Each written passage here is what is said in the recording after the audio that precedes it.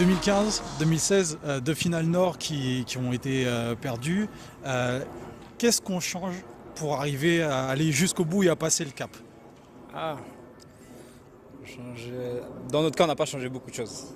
Dans notre cas, on n'a pas changé beaucoup de choses. On est en pleine restructuration du club. On va dire qu'on est en train de sortir justement de l'année 2015 qui a été lourde pour le club. Donc on est sur une nouvelle phase de reconstruction avec une nouvelle équipe. Après, des rookies qui sont arrivés? Des rookies, je parle aussi en termes de structuration au niveau du bureau. Donc c'est beaucoup de choses. On a eu beaucoup de rookies, on a eu des anciens qui sont partis.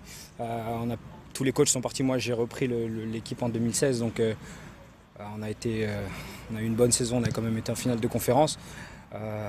Qu'est-ce qu'on change? Je sais pas. C'est continuer à construire. Je pense que c'est vraiment ça, continuer à construire et jouer match après match. Je pense que c'est vraiment ça. Il n'y a pas de temps d'objectif on veut monter en élite ou alors on veut se maintenir. Je pense qu'on joue match après match avec les armes qu'on a et puis à la fin on fait les comptes. À la fin on fait les comptes.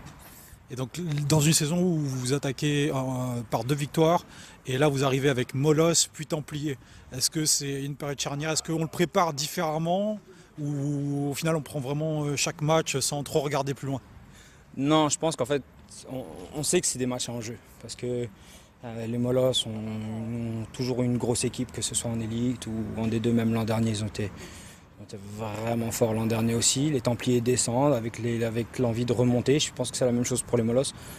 Non, je pense qu'on donne la même importance quand on a joué les Corsaires ou je sais plus c'était qui, les Vikings le deuxième.